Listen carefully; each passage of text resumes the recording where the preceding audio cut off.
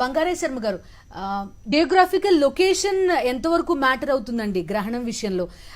ఈ ధర్మశాస్త్రాన్ని పాటించినప్పటికీ కూడా వేరే వేరే కంట్రీస్ లో నివసిస్తున్న వాళ్ళు ఉంటారు కదా, వాళ్ళు కూడా ఈ గ్రహణానికి సంబంధించిన ఇవన్నీ పాటించాల్సి ఉంటుందా, లేదంటే అక్కడ గ్రహణం కనుక ఏర్పడకపోతే వాళ్ళకి ఇది వర్తించదా?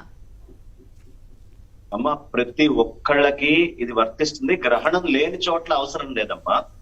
గ్రహణము అనేటటువంటిది ఎక్కడ అక్కడ ఉండేటటువంటి ప్రాంతానికి కనిపిస్తూ ఉందో వాళ్ళ దాకా ఇది 100% వర్తిస్తుంది. మీరు జియోలాజికల్ గా చాలా చేంజెస్ ఉంటాయమ్మా, అసలు మామూలు చేంజెస్ కాదు.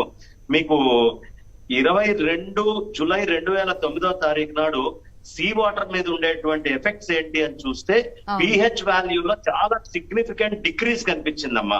అండ్ హైడ్రోజన్ అయాన్స్ యొక్క ఇంక్రీజ్ కూడా యాక్టివిటీ కనిపించి pH of sea water 20% less comparing to normal day. మామూలు డే కంటే కూడా 20% తక్కువ కనిపించింది.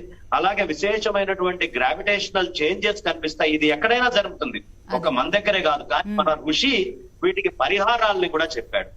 కాబట్టి ఋషి చెప్పినటువంటి పరిహారాల ప్రధానం ఐస్ మీద, రెటీనా మీద ఒకవేళ డైరెక్ట్ గా కనిపించే దేశాలు ఏవైనా ఉంటే డెఫినెట్ గా అది రెటీనాలో ఉండేటటువంటి సెల్స్ ని డెస్ట్రాయ్ చేస్తుంది. అందుకని దానికి అవసరమైనటువంటి రక్షణ తీసుకోవాలి. మనకి పెట్స్ చాలా భయపడ్డట్టుగా, అప్సెట్ అయినట్టుగా కనిపిస్తుంది ఈ గ్రహణ కాలంలో. ఆ పెట్స్ అనేవి కూడా కొంచెం భయపడే దగ్గర అట్లా కూర్చొని ఉంటాయి అప్సెట్ అయినట్టు. ఇక ఇంట్లో ఉండేటువంటి కోళ్లు అవన్నీ కూడా చాలా ఇబ్బందులు తీసుకుంటూ ఉంటాయి. బర్డ్స్, ఇన్సెక్ట్స్ అన్ని కూడా ఎక్కడక్కడ కొంచెం బ్రైట్ అండ్ భయపడ్డట్టుగా అవన్నీ ఉంటాయి.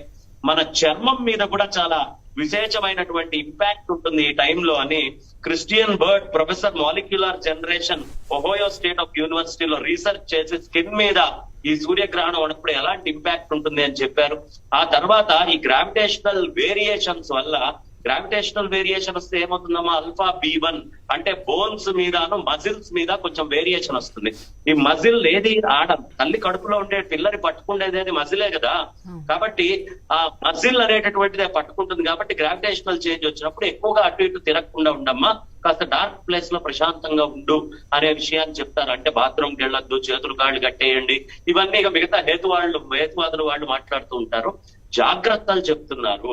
ఈ జాగ్రత్త రీసెర్చెస్ మనకి ఇంకా పూర్తిగా రాలేదు కాబట్టి ఉన్న రీసెర్చెస్ బట్టి ఇది ఉంది అని, లేదు అని రెండు సైన్స్ లో లభిస్తున్నాయి. కాబట్టి మన పూర్వం నుంచి చెప్పిన ఆచారం ఏదైతే ఉందో దాన్ని వదిలిపెట్టుకోకుండా జాగ్రత్తగా ఉండాలి అనే ఉద్దేశంతో చెప్తారు.